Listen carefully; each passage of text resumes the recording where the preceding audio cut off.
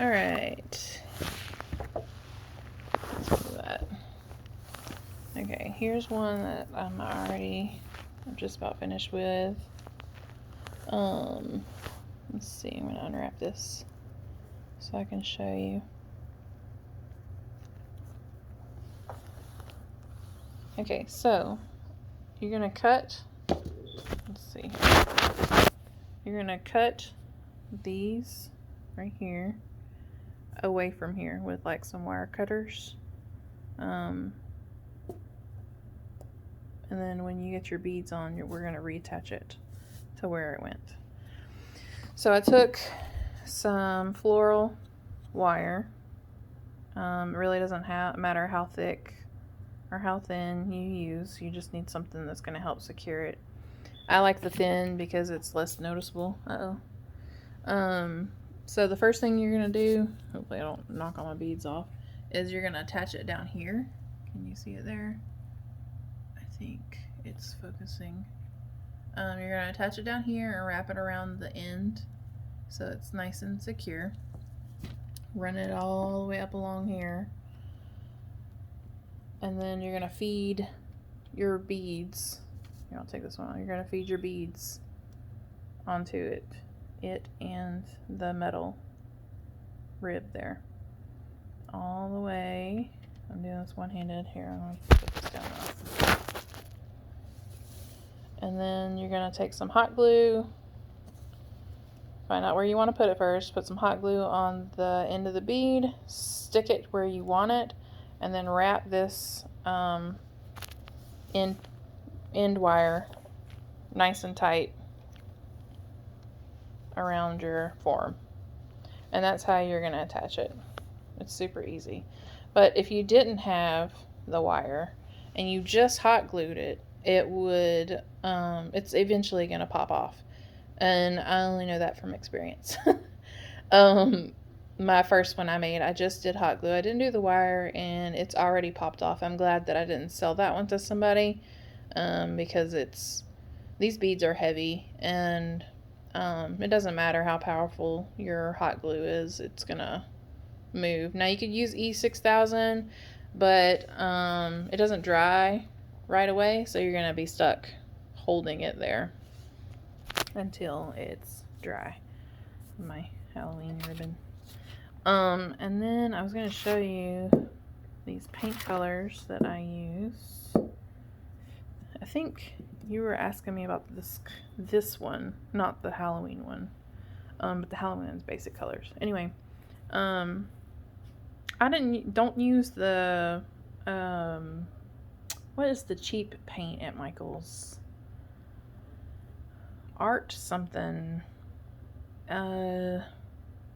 Art craft or something like that. Don't use that because I tried to do that and the wood just soaked it up. You're gonna have to do multiple coats. Don't do that. You get the Deco Art, Americana, or this folk art. One coat really does it. But this one is Spice Pumpkin, this one is Vintage White, and this one is Villa Green. These are the colors that I used. And I absolutely love them.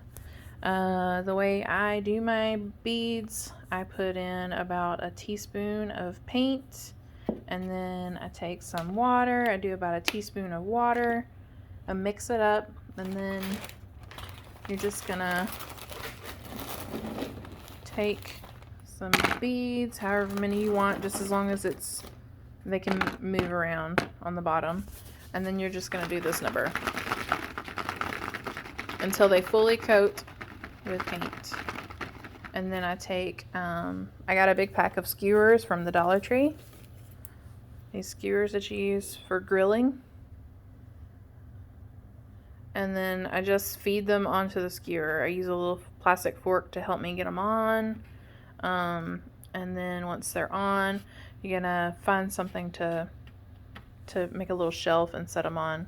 A lady that is in one of my craft groups, she took a skewer and snapped them in half and stuck them into a little foam piece that she got from the Dollar Tree in an X she did, you know, one at one end and then one at the other, and then the skewer, you know, sits in there like so.